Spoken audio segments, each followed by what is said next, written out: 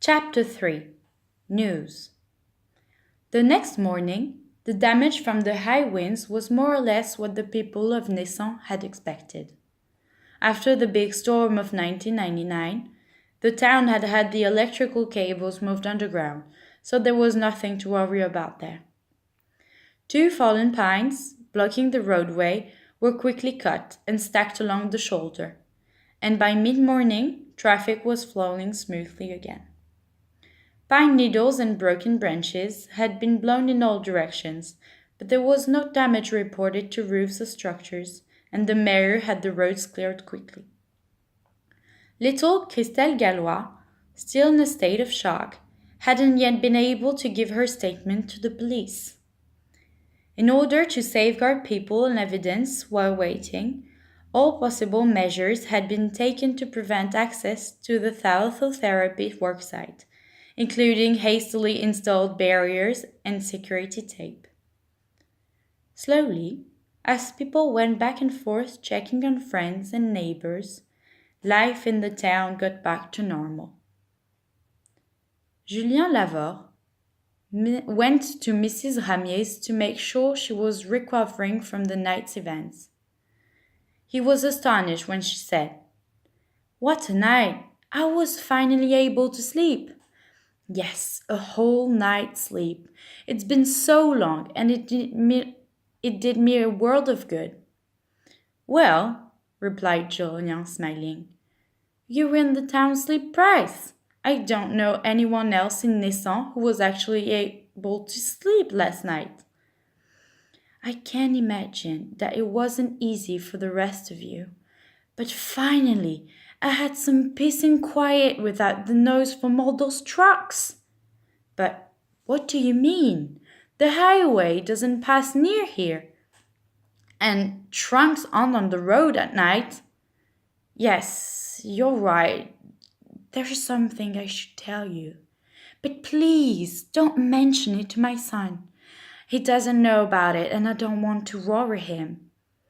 "Go ahead, Mrs. Ramier. I'm listening."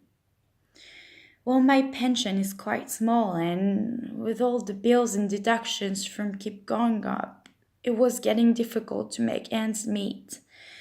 Then, the company in charge of the thalassotherapy project, Thalassosign it's called, well, you may have noticed that my property is quite long and narrow. At one end it borders their land, and at the other it joins the highway." "Yes, and so?" "And so, they offered to pay for right of passage across my property. It's simpler for transporting their materials." "And then?" Julien encouraged her. "Go ahead, I'm still listening." "The fees they pay are quite high, and it supplements my pension very nicely, so I didn't ask many questions, but—" "Yes, go on. What happened?"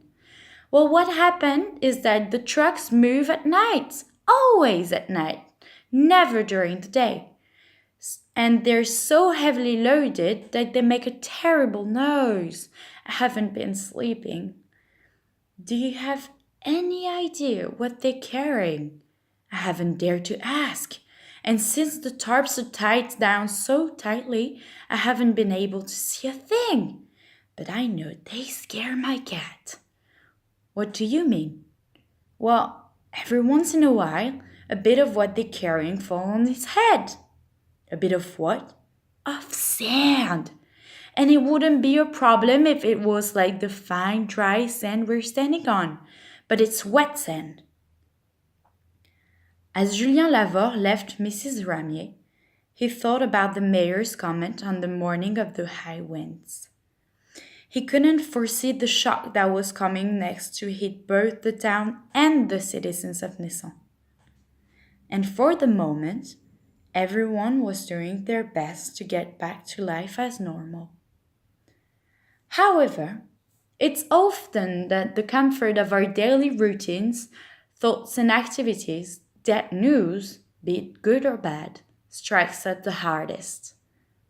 At that moment, Rita Merlot, who for professional reasons had changed her name from Christiane, was enjoying the prospect of an unexpected new bridal order for next August. She sighed, smiling bravely, a hand on her latch. Will my life always be about other people's wedding dresses? Then she laughed at herself, thinking, Be sure you make a note, madam. First fitting in November. Be careful not to gain any weight between now and June. A few meters away, Sandy, everyone calls her Sandy because that's the name of the beauty salon where she works, has just finished with her last customer and settled comfortably into one of the beautician's chairs to read her favorite magazine. While Dr. Damad is absent-mindedly organizing his mail between appointments at the Lasserre clinic. And as Marie Langlois, the evening newspaper in her hand, stepped onto the bus. And so it is that news, good or bad, bursts into our lives and has its effects on each of us, on our words, our gestures, our silence. It's impossible. I cannot believe it, Rita Merlot says to Sandy as she rushes into the boutique. I simply cannot believe it. Just yesterday, I pinned her for the second fitting on the cocktail dress. In her size, it was gorgeous. She has a real woman's figure after 4 children.